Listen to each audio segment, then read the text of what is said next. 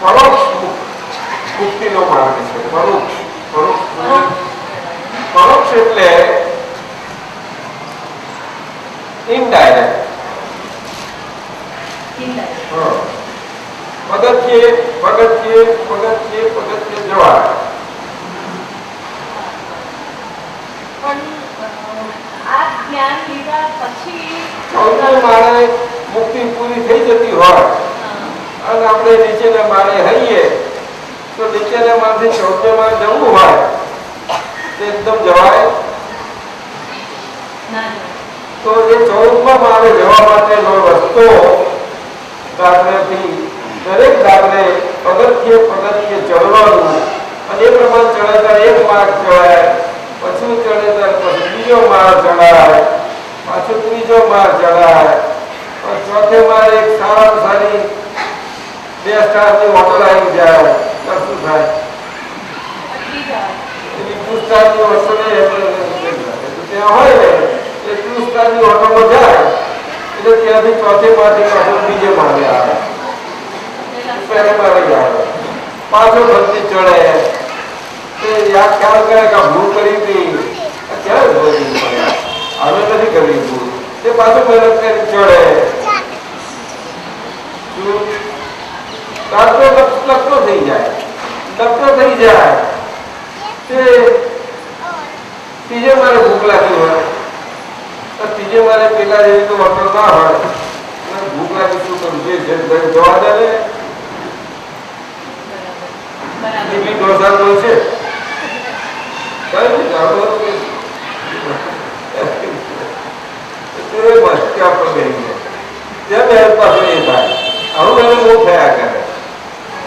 આનું કારણ શું છે? આ માર્ગ આખો મનના સ્તર ઉપર શું કહ્યું બોલો? એ પ્રગતિ કરવાનો માર્ગ છે. મનના સ્તર પર પોતે ત્યાં આગળ મનનો માલિક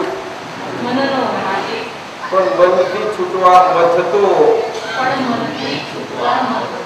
એવો એ પ્રવાસી માલિકે થયો અને છૂટવું છે. આ બે કેમ હાથે બને? બે હાથે કેવું રીતે બનવાનું? છતાં એ માર્ગ છે એની પણ માર્ગ કરો એટલે ખોટો છે કેવી રીતે કહી શકો તમે? હા, ના કહેવાય સાથી કે એ જ માર્ગ મુખ્ય માર્ગ છે. મુખ્ય માર્ગ સાથી કયો કે આ અક્રમ માર્ગ એ કઈ એવો રેગ્યુલર માર્ગ નથી. શું કહ્યું? રેગ્યુલર માર્ગ નથી. ના,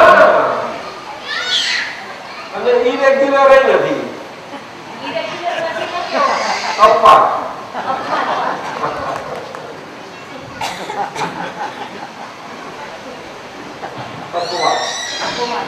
અપવાદ તો ક્યારે કે મોટી લોટરી લાગે તો જ કામ લાગે, નહીં તો નહીં.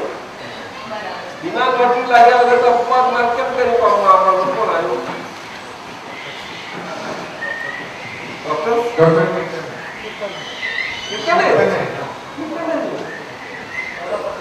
અરે કીર્તન સાહેબ આપ ખબર છે આપનું તો મને રવિન્દ્ર સાહેબ બહુ સાંભળી છે. આપનું વખાણ બહુ સાંભળ્યા છે.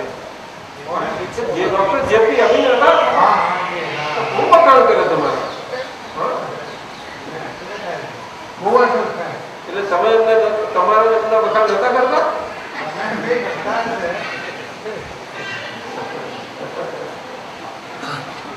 અત્યારે રિટાયર થઈ ગયા? ક્યાં?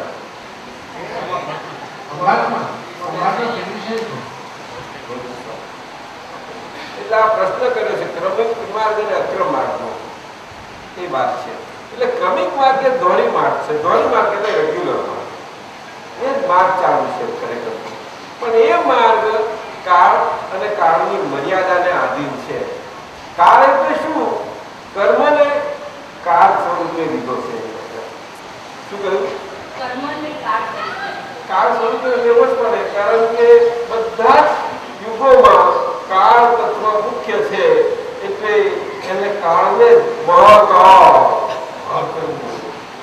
તો આપણે ઘર લીધા છે ને મહાકાળ લીલા પોતા એને ગભરાય નથી.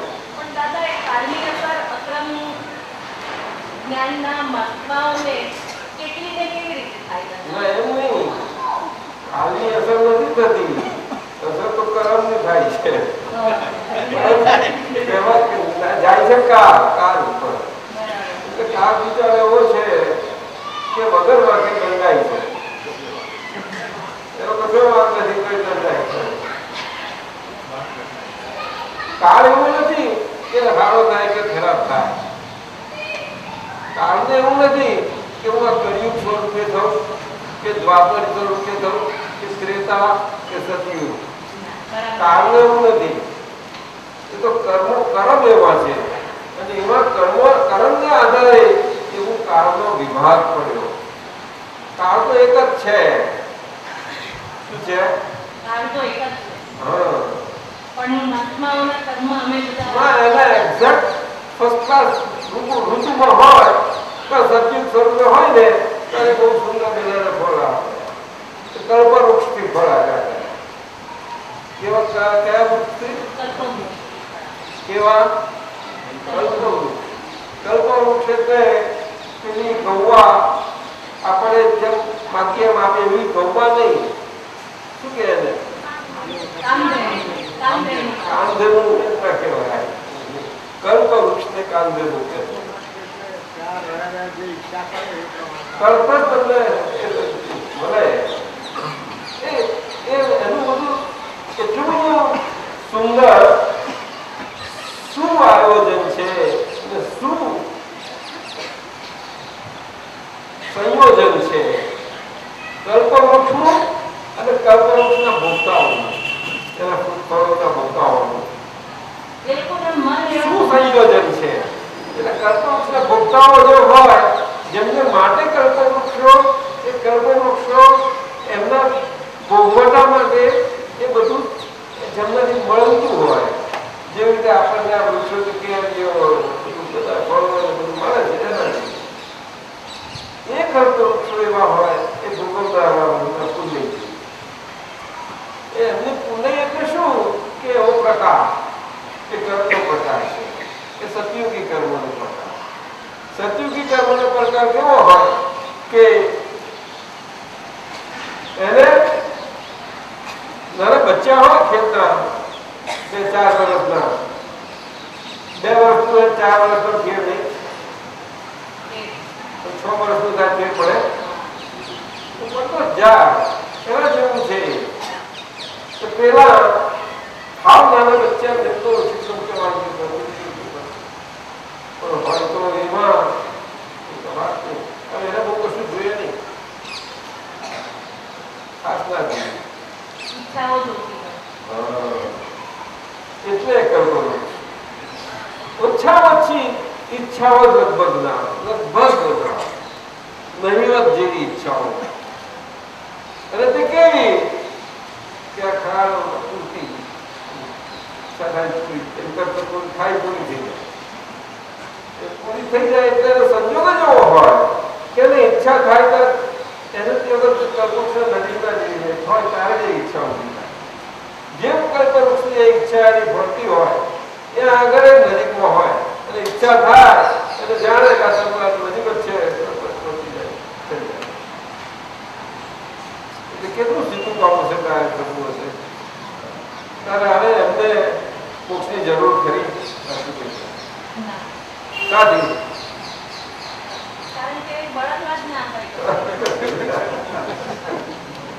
બહુ જે વાત જ મળી જાય ત્યાં ધર્મે ના હોય મોક્ષે ના હોય સમજો કે નહીં. એમને ગમે તેવું હોય ને તો પણ એને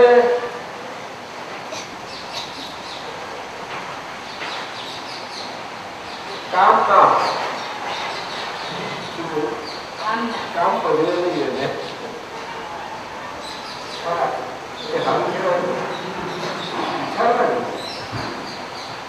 શરીર છે મનુષ્ય છે કામ ના કરવે એટલે કાળો હા. સંકલ્પ કહેવાય. ગમે તેવો હોય તો એને કરાઈ ના શકે. કારણ કે મોટા યોગી મુનિ થોડા છે, કશું નથી. એ તો છે જ નહીં ને. પણ ગુણ નથી તો કામ નથી. પણ છતાં ફક્ત આનંદ એવું છે, બીજું કશું છે પણ આદમ એ કહેવાય નહીં એમ. કારણ કે આદમ અને એમ સ્વરૂપે નથી. સાહેબ ભગવાન સમજો, આદમ ને એમ સ્વરૂપે નથી. એ કેવા સ્વરૂપે છે? એક દિવ્ય જોડતું હોય ને એવા સ્વરૂપે છે. દિવ્ય જોડતું. બસ દેવ દેવ કહેવાય એના જેવું છે. એવું મનુષ્યમાં બીજું કઈ જ નહીં. એટલે એને શું કહેવાય? યુગલિયા જોડિયા કહેવાય. યુગલિક કેવા કહેવાય? યુગલિકો. યુગલિક એટલે હવે એ યુગલિક એવા હોય કે એમાં એ નિયત ચાલ્યા જ કરે, અમુક સમય ચાલ્યા કરે અને કાળ થતો જતો જાય. કાળમાં પરિવર્તન આવતું નથી જાય. જેમ પરિવર્તન આવે ત્યાં સુધી ચાલવાનું હોય ત્યાં સુધી પ્રમાણે ચાલે અને ધીમે ધીમે આમાં ફેરફાર થતો જાય. એટલે ઈચ્છાઓનું પ્રમાણ જે પ્રપોર્શનમાં વધે એ જ પ્રપોર્શનમાં પેલા કલ્પવૃક્ષ એટલા ઓછા થતા જાય. એવું કરે? જો ઈચ્છાઓ વધી એમ કલ્પવૃક્ષ ઓછા થાય કુદરતી. એટલે કાળના પ્રભાવે કરીને ઈચ્છાઓ વધે. કર્મના પ્રભાવે. કર્મના પ્રભાવે. ઈચ્છા એ કર્મ કહેવાય. હા. ઈચ્છાને કર્મ કહ્યું. બરાબર. કારણ કે એટલે ઈચ્છા શું છે? હરકતી છે. હા. જ્યારે આ લોકો બીડીના શોખીનો હોય, પાટલા ગલ્લા પર પેલી હરકતી દોડી હોય ને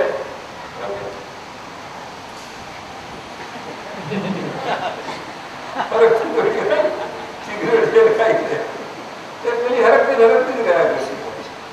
એટલી બધી ના હોય ત્યાં આગળ. એટલું બધું ના હોય. પણ ધીમે ધીમે પણ દોડીનો પ્રભાવ એવો ઘટે નહીં પાછું. કેટલા લાંબા વખત તે હરગીને તેવું નહીં રહ્યા કરે. ઘણા લાંબા વખતે પાછી થોડી એમાં એક એક કર્મ વૃક્ષ થતું જાય. કે 10 પ્રકારના કર્મ વૃક્ષ હોય છે. કેટલા? 10 પ્રકારના. હા. અને એટલી જ પ્રકારની ઈચ્છાઓ અને એ પ્રકાર એમ કરીને પેલા યુગલિયાનું જીવન નીકળી જાય, નીકળી જાય. આ પરિકથાઓ લાગે છે. આ બધું આ પાઠ ભજવીને આવેલા છો બધા. તમે બધા એટલે આપણે બધા આપણે બધા એટલી પાઠ ભજવા વગરનો બાકી નથી રાખતો. બધા ઈચ્છાઓ વધે કેવી રીતે? ઈચ્છાઓ વધે કેવી રીતે? ઈચ્છાઓ એવી રીતે વધે કે એ ઈચ્છાઓ વધવા વાળા એવા પ્રકાર કર્મના હોય અને એવા પ્રકારના કર્મ વાળા એવા પ્રકારમાં આવવાથી એ ઈચ્છાઓ વધતી જાય તે એ કાળનું પરિવર્તન આવતું જાય. એટલે કાળ 2 ભાગમાં વહેંચાઈ ગયો. એક વધતી ઈચ્છા વાળો અને ઘટતી ઈચ્છા વાળો. વધતી ઈચ્છા વાળો અને ઘટતી ઈચ્છા વાળો. આપણે વધતી ઈચ્છા વાળા કામમાં છીએ અને પછી તો ભિખારી પણ થઈ ગયું. ભિખારી પણ હોય.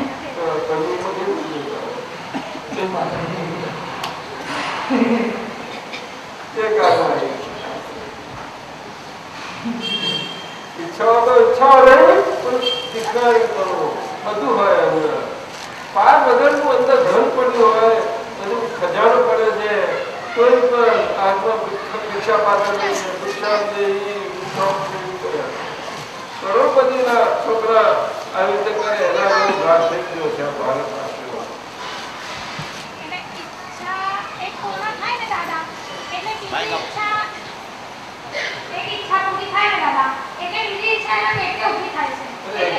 કેટલી સાદી રીતે થતી હોય તો બહુ સારું. એટલે એની ઈચ્છાઓ વધતી જાય. સાદી રીતે નથી થતી, ઝૂમખામાં થાય.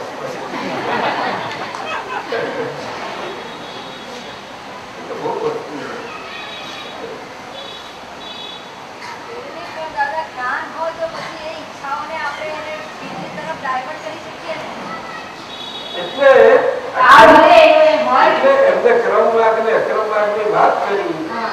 એટલે જ્યાં સુધી એ ઈચ્છાઓને ડાયવર્ટ કરી શકે એટલે તો એને ઓછી કરી શકે એટલે તો એમાંથી નીકળવાના રસ્તાઓ ખોળે અને નીકળવાના બધા ઉપાયો કરી શકે એવી પોતાની શક્તિ હોય ત્યાંથી એ કામે ચાલ્યા કરે. એ કામ એને ક્રમ માર્ગ કર્યો. અને એ ક્રમ માર્ગ કેવી રીતે થાય? શરીરથી થાય. શરીર વગર તો થાય નહીં. શરીરથી થાય છે તો મનથી થાય. શું કહ્યું? શરીરથી થાય અથવા મનથી અથવા નહીં એટલે શરીરથી થાય એટલે મનથી એ થાય. મને મન કહેવાય. તો શરીર બોલવાનું શરીર મન જ સત્ય થાય. આ સારી દુનિયા કોઈને પણ માટે આ જગત અને આ બધું આપણને લાગે છે ને કે એનું શું કારણ આપતો? એક તો કારણ હશે ને. શું કારણ? હું કારણ શું? તો કે મન અને તેને લીધે આ બધું જ છે. મન બધું જ છે. બધું જ છે. એમાં શું બાકી રહ્યું? શાશ્વત બધું જ છે. એમાં બાકી શું રહ્યું? મન અને એના લીધે બધું છે. એટલે મનમાં તો બધું આવી ગયું તો. પણ એમાં બધામાં બાકી શું રહ્યું? તો શું? આત્મા. વિધાનમાં છોડો ને, એ મન ના કહેવાય. સારું શિવાય. ખોટું મનને કારણે જ છે. સારું ખોટું બધું મનને કારણે. હા, પણ એમાં બાકી કઈ કશું રહ્યું? તો શું આવી ગયું? બધું આ કેટલું આવ્યું હશે એમાં? બધો એટલે કેટલો? આવડો આવડાનો સમજ કેટલો?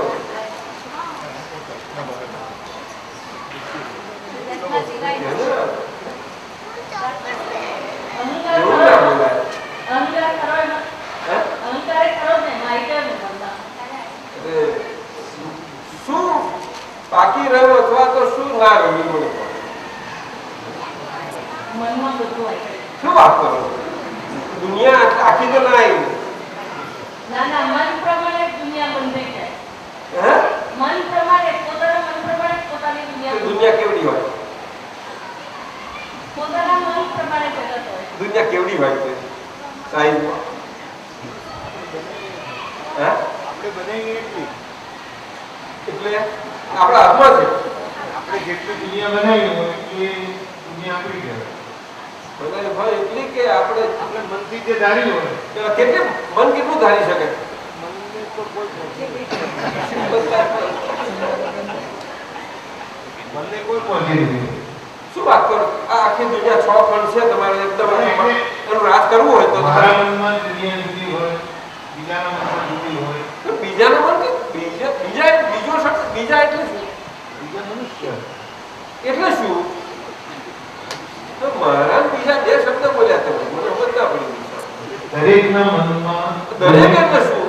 દરેક વ્યક્તિ વ્યક્તિ એટલે શું? એ આ તો બધું ના ખબર. શું નામ આપવું? પ્રકાશજી શુક્લ. અરે શુક્લ થઈ નામ બોલું.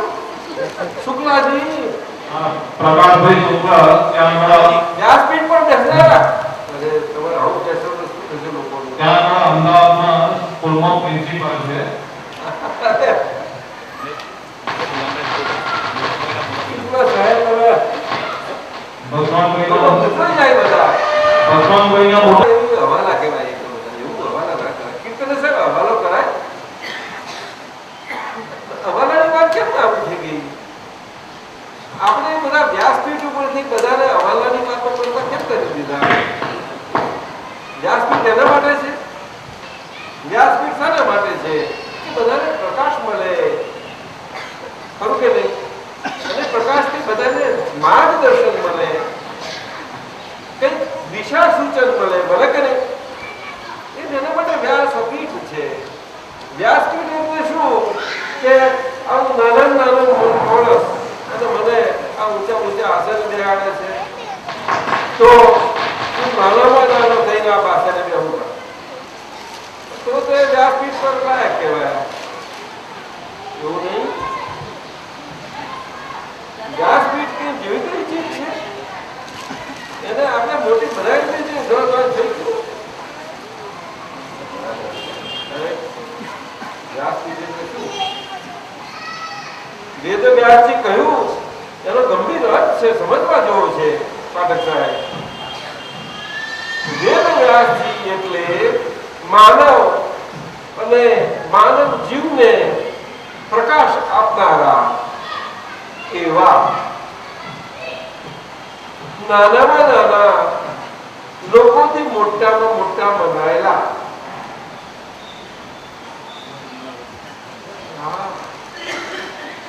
એ વેદ વ્યાસજી કહેવાય. ત્યારે તેમનું આટલું માન છે. ગીતાજી એમાંથી તો આટલું જ થયું સાહેબ, કીધું સાહેબ. સમજાય? જુઓ ને, એ નાનામાં નાના જ હતા ને તો એમનું બનાવ્યું નહીં ને એટલે શું કામ રડવા કરો છો, મારી કરો છોડને માન્યું. કારણ કે એમના હગા થતા નતા ને કે હગા હતા, એમના સગા હતા. નાટે છે સગા નતા એ તો જેમને કહેતા હતા એમના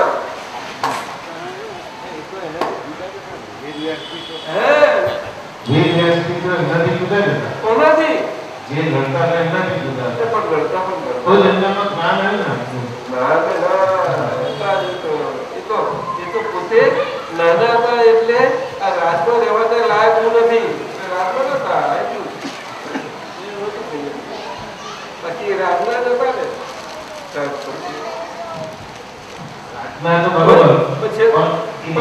પણ જો ને પ્રકાશ આપવા આવ્યા પણ એમને સ્વીકાર્યો કે અંધારાની વાતો મારી આગળ કરો છો, હું અજવાળું કાઢું છું, મારી આગળ વાત કરવા આવ્યો. હું અજવાળું કાઢું છું, મને હવે અંધારાની વાતો કરવા આવે. પણ કે ખરા પિતામાં બોલે ખરા તો કરિયુગમાં તો બહુ ઈઝી છે ને.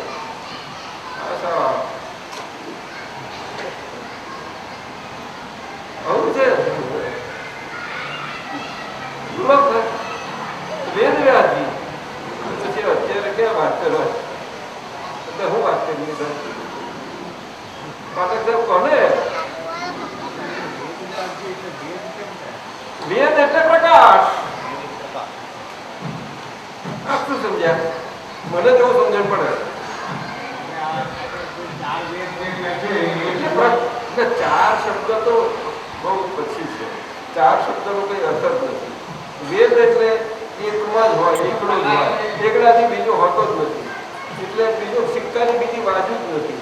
તારે ખરો વેદ કહેવાય, બીજે દેશમાં વેદ ન કહેવાય. અને એ વેદ વગર અજ્ઞાનનો વેદ થઈ શકે નહીં. શું કહ્યું? નહીં થઈ શકે. વેદ ખોટા પણ પછી શું કહીએ? હવે આપણી સમજણે વેદ મૂક્યા. વેદ સનાતન જેને સમયની મર્યાદા નથી, સમયની મર્યાદા નથી તો પછી ક્યાં વસ્તુ થઈ? એ તો એક નિમિત્ત છે. જ્યારે જે કાળે જ્યાં છે આ કાળમાં, આ કાળખંડમાં બધી ઈચ્છાઓના કાળના રજિયામાં આ છેવટે પૂછડિયા તારા જેવા આમાં કેટલા પ્રકાશમાં કેટલા પ્રકાશ ફરતા જાય તો લોકોને હવે અંધારા યુગ આવવાનું છે, મકાનમાં નાખે એવું થયું. આ પૂછડિયા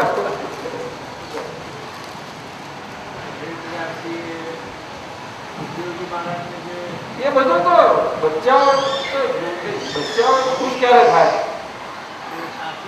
બચ્ચાઓ ખુશ ક્યારે થાય? બચ્ચાઓ ખુશ ક્યારે થાય? તો જ્યારે એ ખુશ થાય એવું કહેતો જ ને. વાર્તાઓ કહેતા રહે. તો પછી નહીં તો બચ્ચાઓ ધીમે ધીમે થાય ને મોટા એને થાય તો શું થાય તારે? હા અત્યારના કેવા છે કે મોટા બચ્ચાઓ છે આ બધા. કેવા?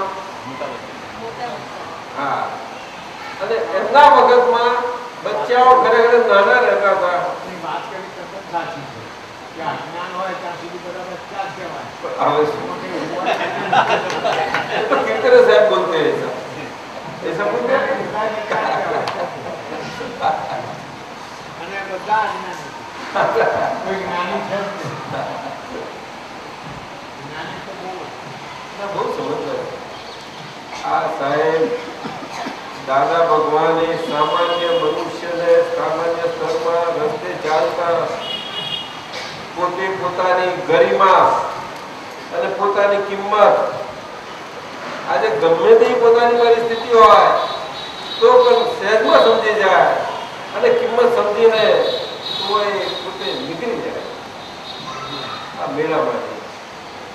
એવું સુંદર આપ્યું છે આપણે. એ આ કાળમાં એવું ના હોય તો આ કોઈના ઠેકાણે પડે એવા નથી. હા મોટા બચ્ચાઓ છે છતાં પણ નાના બચ્ચાઓથી શીખવાની જગ્યાએ નાના બચ્ચાના મોટા ગુરુઓ થઈ જાય છે. બચ્ચા છે તો ગુરુ તો રમતના ખેલ છે. ગુરુ કોને કહેવાય? હલકા બલકા હોય ત્યારે ગુરુ ખવાય. હલકા બલકા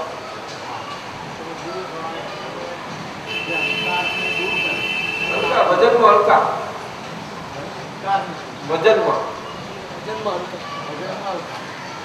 તો ગુરુ થાય માનતી શકે.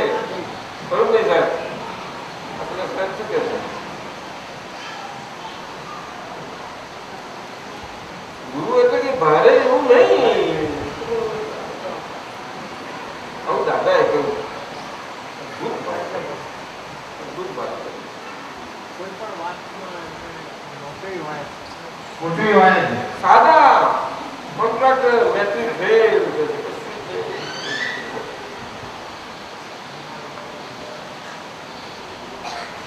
અને એક શબ્દ આખા ભારતના બધા શાસ્ત્રો ભેગા કરો એક શબ્દમાં આવી જાય.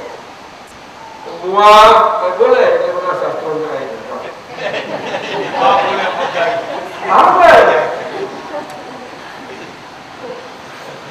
અને એને વધારે જો કેવું જોઈતું હોય વાંસરો મરને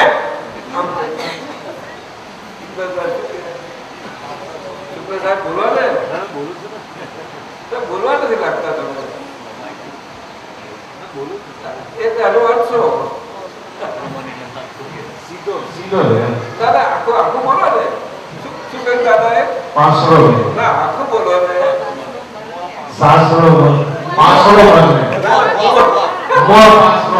પાંસરો મરને.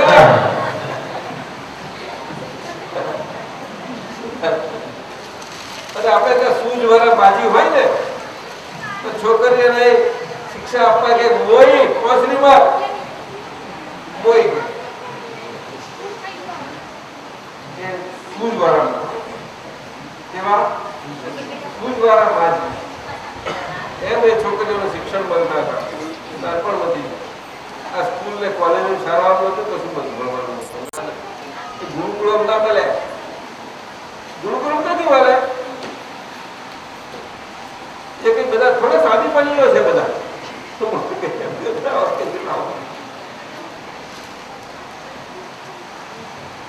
જુઓ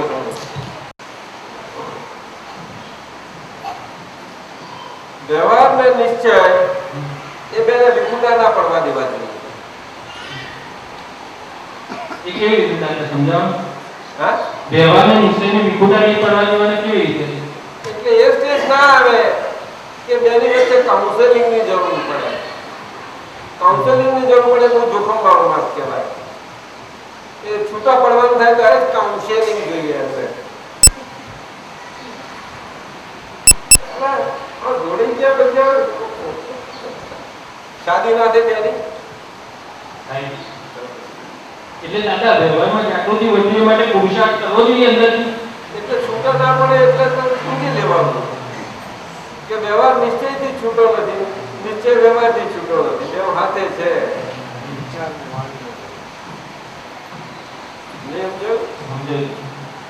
એને આજ્ઞા ધર્મ કે છે. જેમ જેમ નિશ્ચયનો પ્રોગ્રેસ થતો જાય એને આજ્ઞા ધર્મ કે છે. શું કહ્યું બોલો? એને આજ્ઞા ધર્મ કહે છે. આજ્ઞા એ ધર્મ આ અર્થમાં છે કે શું નામ કહ્યું? વિવેક. વિવેક. વ્યવહાર દ્રષ્ટિથી હું વિવેક છું અને નિશ્ચય દ્રષ્ટિથી હું શુદ્ધ આત્મા છું. આ બે એક સાથે બે નદીના કિનારા એ જુદા છે છતાં પણ કેટલાય એકબીજાથી એ સમજતી છે કે જેથી નદી સુંદર બની રહી છે. અગર એ બે કિનારાઓમાં એક જ કિનારે એમ થાય કે હું ખસી જઉં અથવા તો જરા એ થવું તો નદીનું પાણીનું શું થાય? આવે થાય કે નહીં? સમજાયું?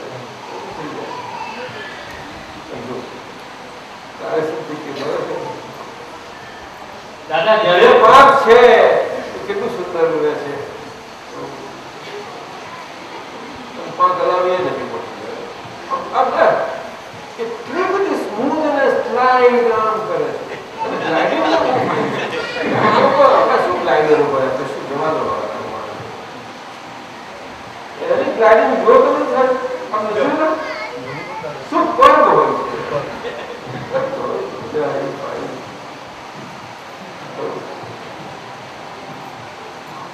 જરાય એને એવું નહીં કે મારું પીવર ફૂટ્યું કે મારા ભરવાનું કામ કરશું જ નહીં.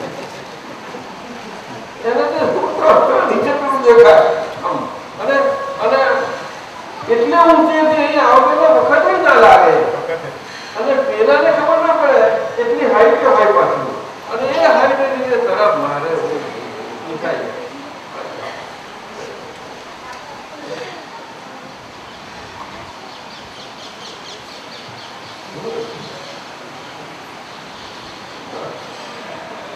બે પાંચ તો એક પાંચ ની કિંમત છે. બે પાંચ ની દાદા તો દિલ્હી વાળા એક પાંચ રહેવા દે. બે પાંચ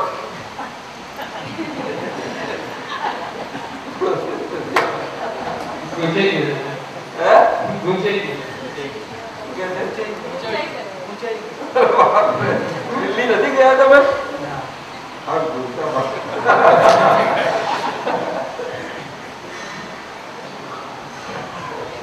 દાદા એટલે જ્યારે પ્રતિકૂળ સંજોગો આવે ને ત્યારે એવું થાય કે હવે મોક્ષ થઈ જાય તો સારું એમ.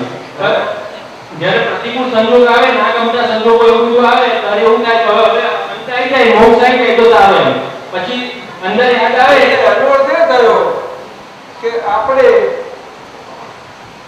આટલી સુંદર શાદી કરી એમાં વિવાદ ઉભો કરીએ છીએ અંદર છૂપો. નિશ્ચય એવો સુંદર છે કે નાનો અંદર સ્પંદન હોય તો એને ખબર પડી જાય છે. અને વ્યવહાર એટલો બધો સમજદાર છે કે નાના નિશ્ચયના સ્પંદનમાં ગડબડ હોય કે તરત જ વ્યવહારમાં પહોંચી જાય. કેવું જગાય બોલો? તે બધા અંદર જાણે છે કઈ વાંધો નહીં કઈ વાંધો એમ કરતા કરતા બે આવું થઈ જાય. આવાથી શું કહ્યું તમે? આ પ્રતિકૂળ સંજોગ ના આવે સારું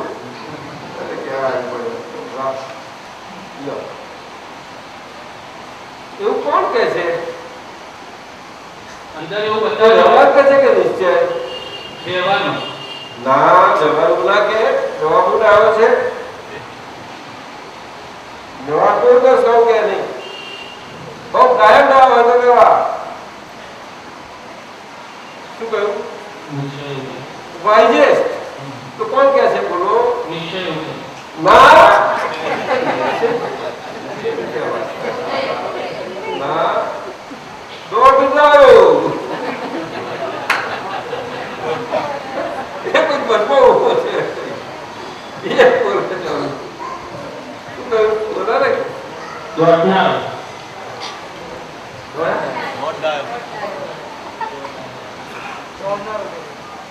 દોડનારો નહીં.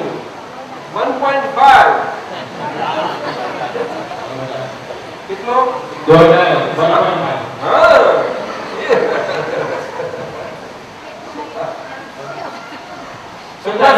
शुक्ला साहब એવું नहीं. कितने साहब क्या बोलते हैं? ऐसा ही ना. हम अपनी बाजी खराब करते हैं. इतना अच्छा फर्स्ट मिला आज्ञा धर्म. आज्ञा धर्म. अब ये दौड़ કેવી રીતે થાય છે કે વચમાં પેલું બુદ્ધિનું દોડિયા દાપણ છે એટલે બુદ્ધિ એવી રીતે જ કરાવનારા છે એટલે બુદ્ધિમાં આવી જાય છે પ્રભાવમાં. એટલે આવું થઈ જાય પ્રતિકૂળ સંજોગ ક્યાં આવ્યો ના આવ્યો પ્રભાવ તો એમ કરો ને કા વ્યવહાર ક્યાં છે વ્યવહાર જ ના હોય તો એટલું વિષય બહુ સારું છે એવું કેમ નથી કહેતા? એવું કહી દો છો. શું કામ કહ્યું? તો આ વિવેક ક્યાં પછી રહેશે? હાજર નહીં હોય વિવેક નહીં હાજર હોય તો શું કરશો? શું કરશો? વિવેક છે એટલે છે ત્યાર પછી ધર્મ નિશ્ચયની મજા છે. અને દાદા પ્રતિકૂળતામાં આજ્ઞામાં સારી રીતે રહેવાય છે. હા હવે તમે ડાપણ વાળું બોલ્યા. હાલે બહુ ડાપણ વાળું કહેવાય. શું રહ્યા કરે? સાચી વાત છે. બધે સાચી વાત રહેવી જોઈએ સાચી રીતે. શું? હા સમજાયું નહીં ભાઈ? અને અનુકૂળ સંજોગ કેવા લાગે? બહુ મીઠા લાગે. જો પાછો બોલ્યા.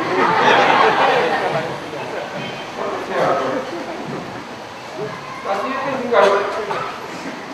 હમણાં પાછું અત્યાર સુધી અંદરથી એવું લાગતું દાદા અનુકૂળ સંજોગો આવે તો અંદર ઠંડક લાગે. હમણાં તો વાત કરી કે આવું હવે તો ના થાય. અભિપ્રાય જ આપણે ગયો બધું નીકળી ગયો તો અભિપ્રાયથી જ મુક્ત થઈ ગયા છો. રિલેટિવ વ્યૂ પોઈન્ટ કોઈ પણ પ્રકારે આમ હોય કે તેમ હોય એવો અભિપ્રાય જ નથી રહ્યો આવે. બરાબર? ના એ તો પછી આ ક્યાં આવું કરતો છો? બોલતે કે આજ્ઞા ક્યાં રહી? પછી કશું ક્યાં રહ્યું? પછી એ ભાઈ આવી ગયા પાછા. બોલો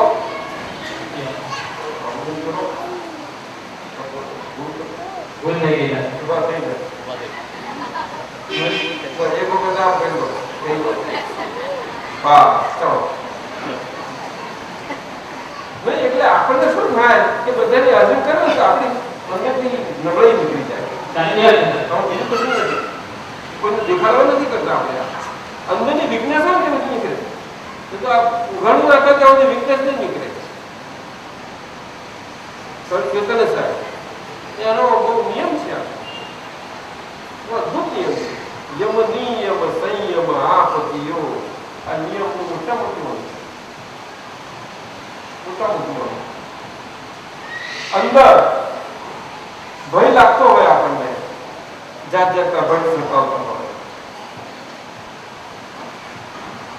તો ભય જોડે આપણે શાદી કરી લેવાની અને પછી શું કરશે ભય આપણને? એના મુશ્કેલી યાદ છે.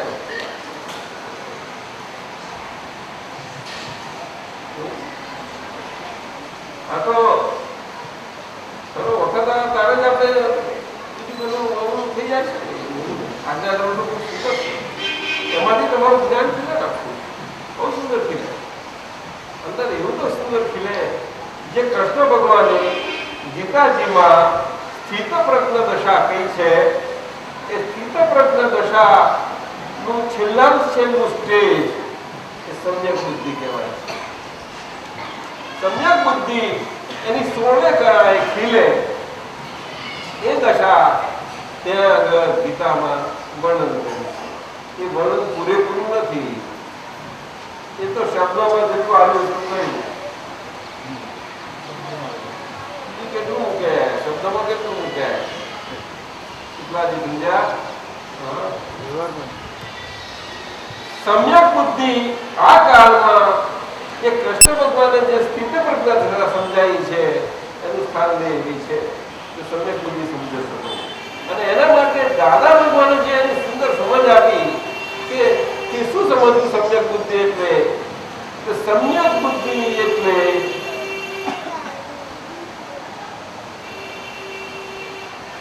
Applicable everywhere. શું કહ્યું? Theoretically as well as practically. શું કહ્યું? by theory એ ખરું ને practice માં ખરું. practice સમજાય છે? applicable everywhere એટલે કે બાકી રહે ફક્ત થઈ જાય સિચ્યુએશન સોલ્યુશન. એને આપણે ત્યાં શૂઝ કે છે તો જાણો છો ને બધા, કોમન સેન્સ ઇંગ્લિશમાં કહે સામાન્ય, પણ સમ્યક બુદ્ધિ પરફેક્ટ શબ્દ એની આ સમજદારને સુંદર આ કારણ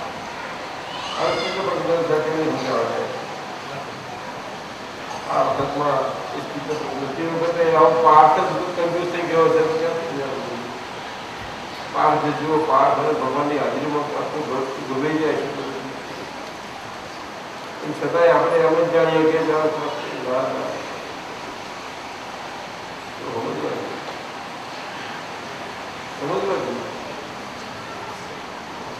ગીતાજી તો એની ગંભીરતા આપણે આખા ભારત આખું ભેગું કરો તો એક જણ ના નીકળે, ના એક ના નીકળે. જાઓ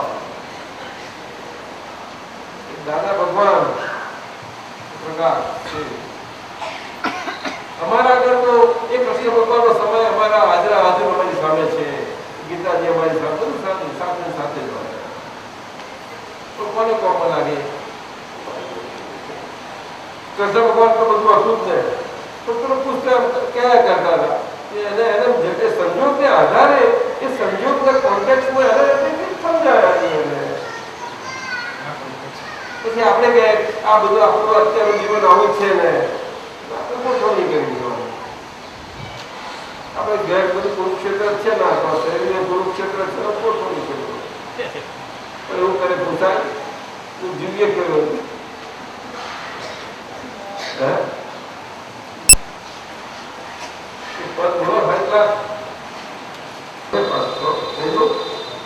પછી આપણે આજે ભોજન એના માટે કરીએ. ચાલશે?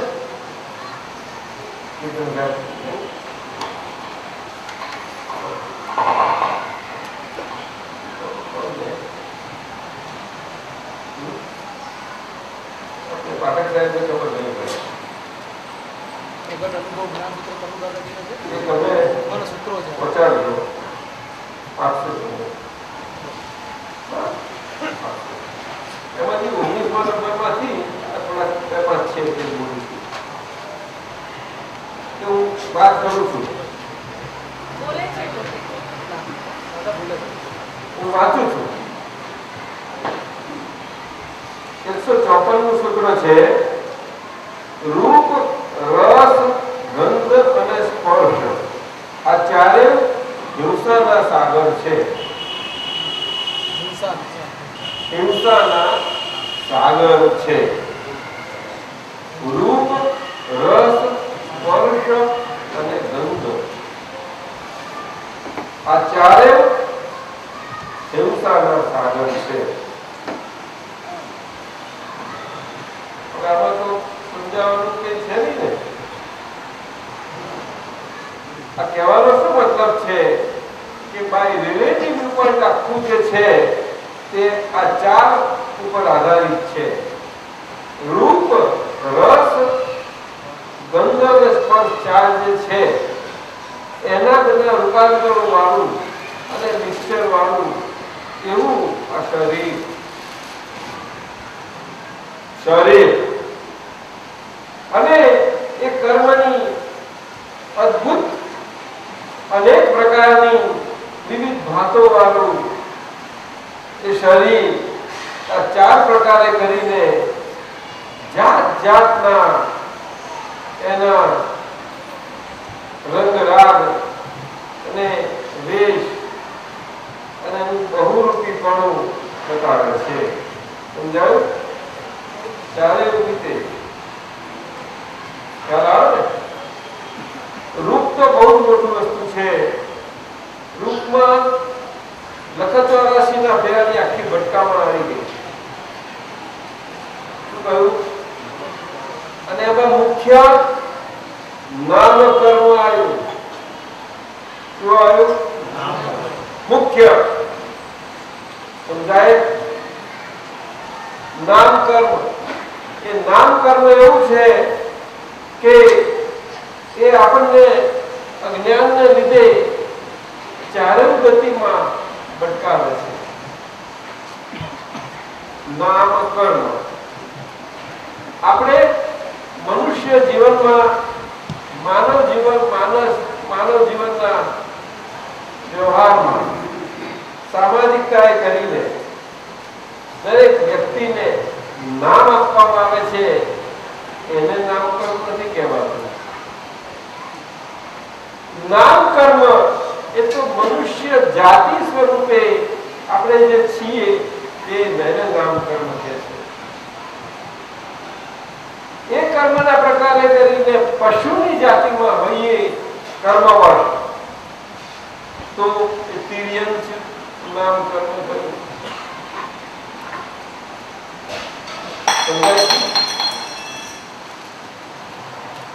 એ જ કર્મના પ્રકારો બહુ હળવું હોય કે મનુષ્ય જીવનમાં બીજાના ઉપકાર સ્વરૂપે જીવન જોયું હોય અને તે પણ કેવું? જો ઉપકાર વધતો ઓછો પ્રકારનો અથવા તો એ અથવા મોટા મોટો ઉત્કૃષ્ટ એવા ઘણા પ્રકારો હોય.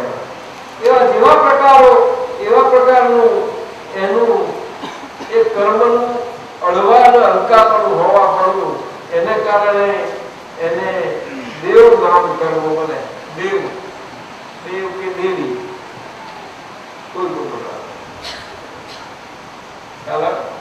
નામ થાય. પછી જે પ્રકાર હોય એ જાતિ પ્રમાણે એનું નામ પડી જાય. કર્મની જાતિમાં નામ. અને મનુષ્ય જીવનમાં ભારેમાં ભારે કર્મ કરે. ભારેમાં ભારે કે જે બહુ ભારવાળું થતા એ નીચે નરક ગતિમાં હોય તો નારકી જીવનું નામ કરવાનું. આ મૂળ 4 ગતિ કઈ એમાં એના 84 લાખ ફેરા કયા અને બધા નામ કરવા એમાં આટલું મોટું છે. બહુ મોટું વિશાળ છે. પછી બીજું છે રસ.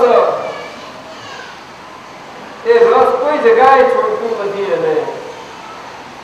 અને આ કળિયુગમાં ખાસ કરીને એ રસ બધાને બહુ હેરાન કરે છે. કળિયુગમાં એ રસ જાતના સ્વરૂપે જાત જાતના વિષયો કરીને એને એટલું બધું ભટકાવે છે. એ રસ કહેવાય.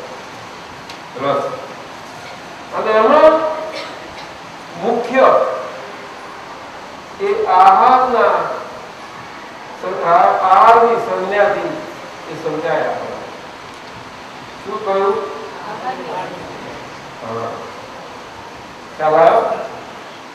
આહારની સંજ્ઞાથી સમજાય એટલે આપણે એમ સમજીએ કે આ શરીરને જીભને એને જ લાગવું પડે છે. પણ એમાંથી પછી અંદર બહુ જ એનું વિભાજન અને બહુ મોટી એનું સજા તેના ઉભી થાય. ઘણી બધી થાય. અંદર આપણને જાત જાતના રસ લાગે એ બધા જ એ પ્રકારના પાછા. એ આહાર જેવો લેવાય છે એમાંથી એ જન્મથી જાતિઓ બહુ મોટું લશ્કર.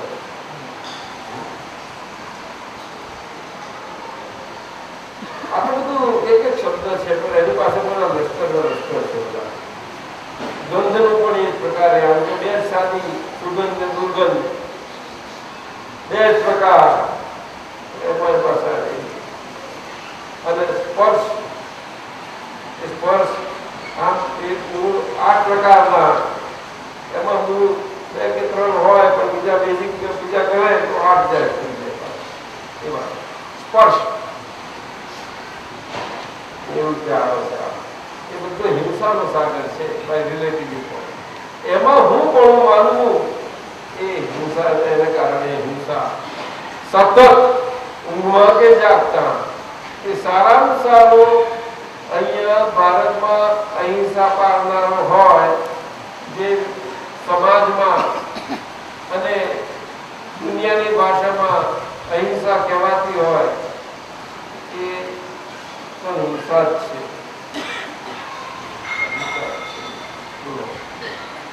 એના પરથી તમને સમજાશે કે હિંસા અને એનું સ્વરૂપ કેટલું ગંભીર છે અને અહિંસાની સમજ કેટલી સૂક્ષ્મ અને ઝીણી છે. તમને સમજાશે અહિંસા કોને કહેવાય. અહિંસા આને કહેવાય કે એક પણ શ્વાસ આપણે મનુષ્ય દેહનો ચાલે છે તે કોઈ પણ શ્વાસે એ ચાલતા શ્વાસમાં એ મરતો ના એની જોડે મરી જતો ના હોય. શું કહ્યું? પોતે પોતાથી મરતો ના હોય. બહારથી કોઈ ઘા કરે મારે અગર જે કરે તો પોતાનું આયુષ્ય જાય સમજે કે ખ્યાલ આવે. આ તો પોતે જ પોતાનો ઘાત કરી રહ્યો છે કોઈ જાણતું જ નથી.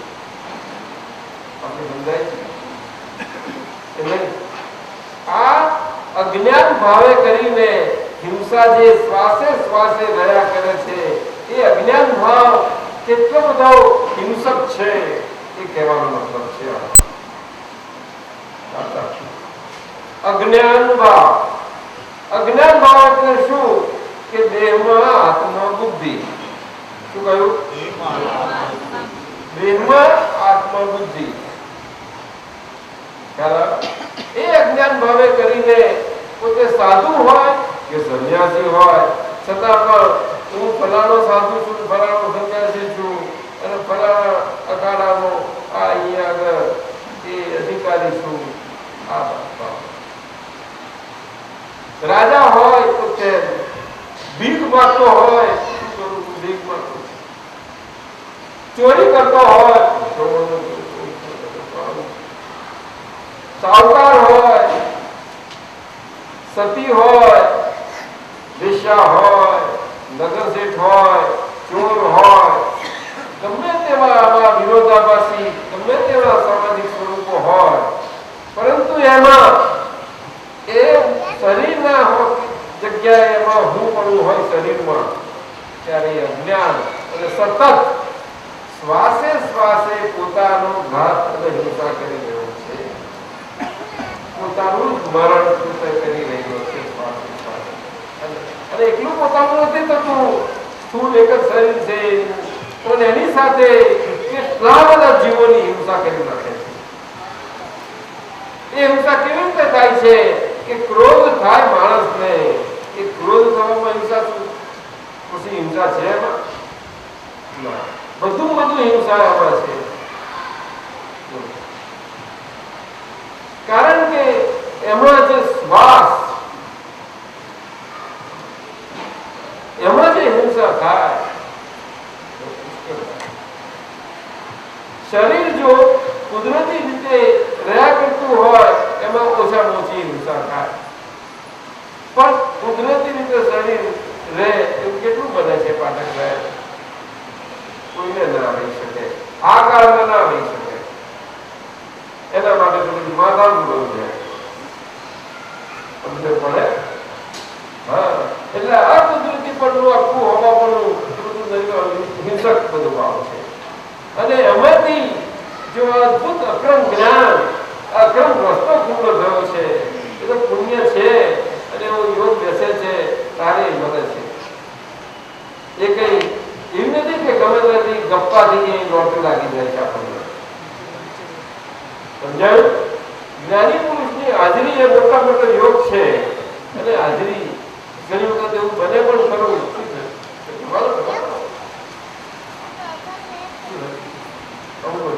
એટલે આ બધું તો આમ દેખાય બહુ નાનું પણ બહુ મોટો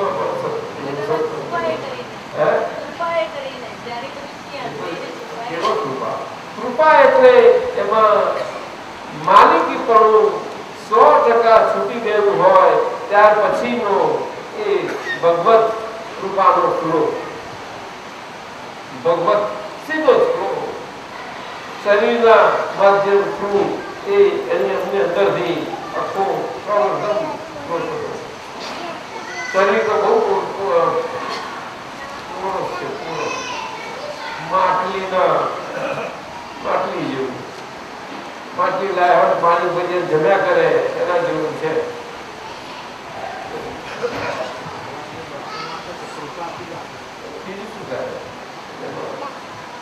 આમ કોઈને સમજ ના પડે, સામાન્ય મનુષ્ય સમજ ના પડે, સમજાય નહીં. એને લાગે કઈ થઈ રહ્યું છે એવું સમજ પડે, વાતાવરણની અસર પડે, બરોબર એક્ઝેક્ટ તો ખ્યાલ ના આવે. સમજાય છે? એ દર્શનમાં આ બધે છે. જ્ઞાની પુરુષનું સદેહ પણ હોવાપણું હોય અને એમને પ્રત્યેક જોઈએ ત્યારે જે દર્શન થાય એ દર્શનમાં આ કૃપાનો સ્ત્રોત એ કામ કરે છે.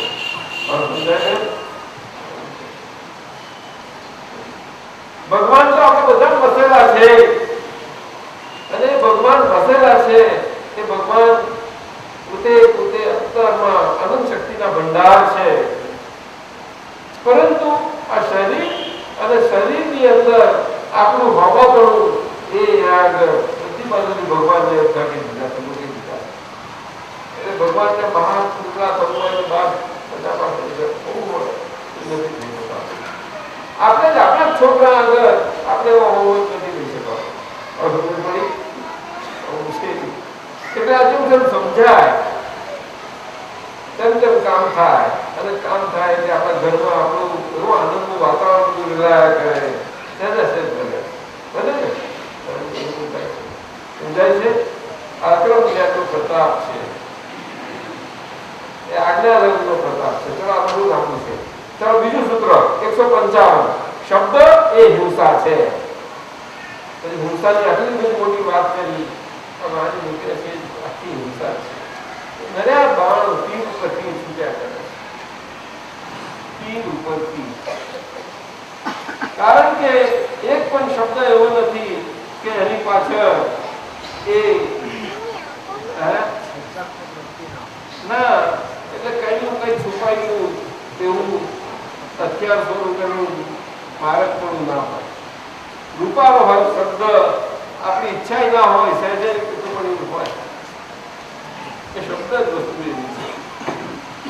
શું કોણે તારા મારી દેવા? ના, દાદાએ કહ્યું બોલવું એ ગુનો છે. શું કહ્યું? બોલો બધા. પણ દાદા એવું અધૂરું કહેવા નથી. દાદાએ આખું કહ્યું છે કે બોલવું એ ગુનો છે. બોલો,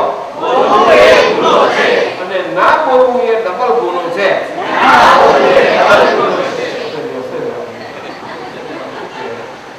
દાદા તો આપણને બધા ખબર નથી કેમ મગજ ફેરવી નાખે. શું કરવું છે?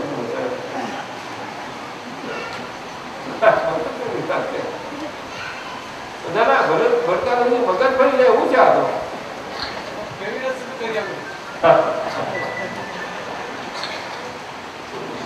મિલન સુનતે હો? ખબરાય છે? ગીતા કઈ ગઈ? ચાલો આગળ 159 ચેતનની અવસ્થા ચેતન છે પણ પુણ્યનો પડછાયો પુણ્ય નથી પણ પાપ છે. એ કોઈ જોડતો નથી.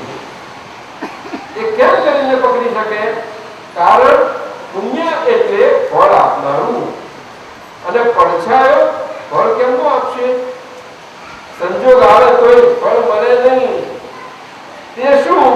તો એ પાપનો ઉદય. એટલે આ બધું જરા ગંભીર છે, એકદમ જલ્દી સમજાય એવું નથી. પરંતુ તમને બહુ સાદી ભાષામાં સમજાવું તો એને એવી રીતે કે પુણ્ય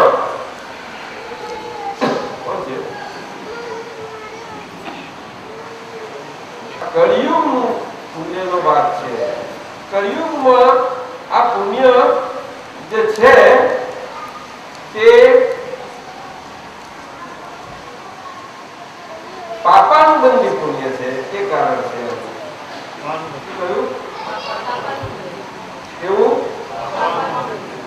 પાપાનુબંધી એટલે કે મહાપુણ્યના સંજોગો સુખ આપતા બધી બાજુના છે,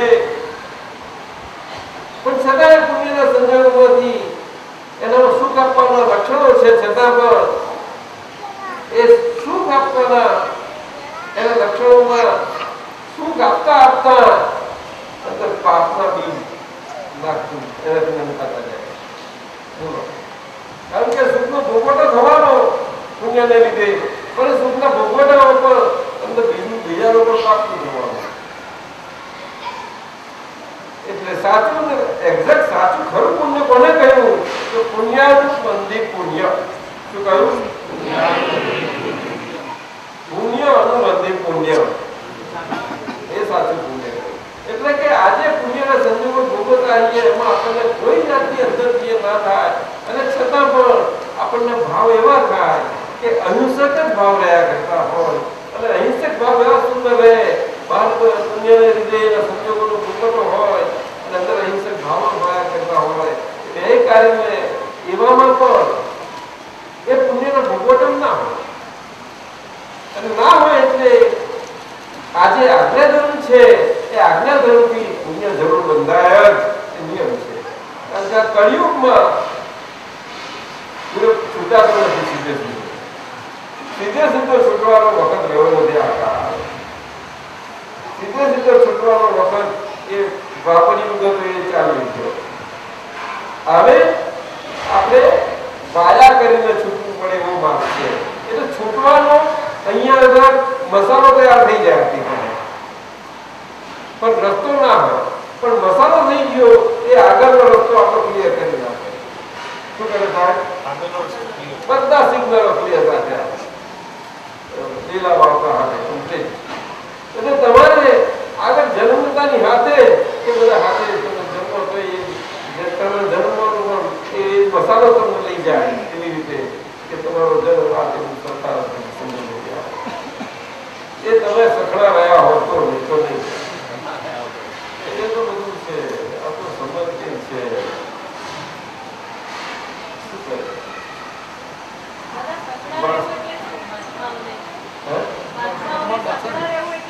સગડા રહેવું એટલે કે આજ્ઞા ધર્મ થઈ જવાનું. ચુકાઈ ત્યાં પ્રતિક્રમણ કરે, અને બહુ તારે એને આજ્ઞા ધર્મમાં અડચણ પડતી હોય ત્યારે વિટામિન તરીકે આ સત્સાધનોનો ઉપયોગ કરે. ફાઇલ આ વિટામિન લે તો ફાઇલને જરા શક્તિ આવે જ નહીં. શક્તિ આવે આજ્ઞા હરકી પાડી શકે. વિટામિન જરૂર પડે જ નહીં. આ એમ ઉપયોગ કરવું. આ એમ ખૂટતું હોય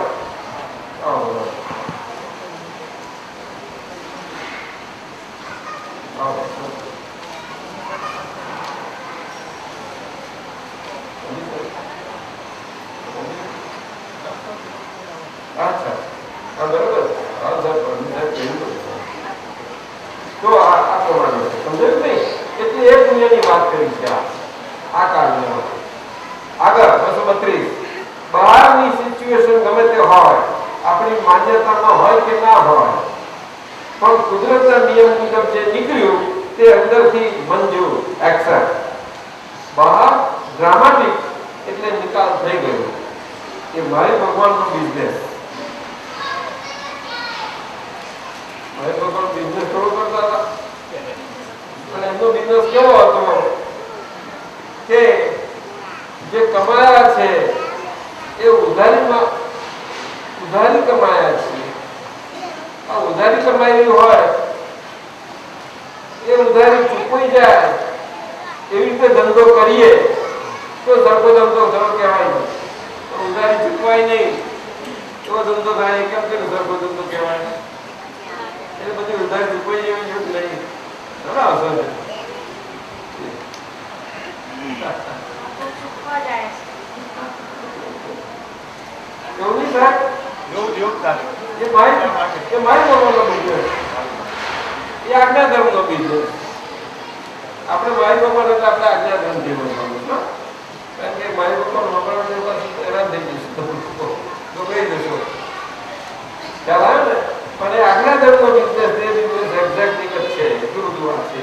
અને પછી આજ્ઞા ધર્મનું મહત્વ તમને પકડાશે. આગળ છે 259. ડિસ્ચાર્જ એટલે આગળ જે નિકાસપણું જેનું પામેલા એ નિકાસીપણું પામેલો ભાગ એનો આખો સંચય છે તે ખાલી થઈ રહ્યું છે.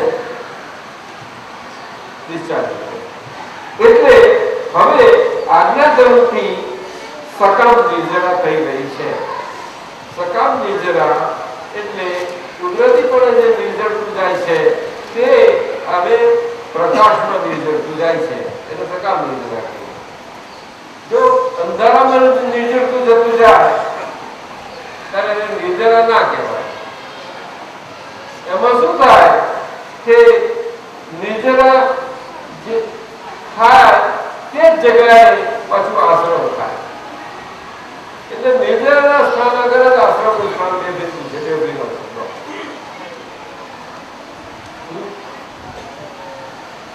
આ સભા શું પરિસભા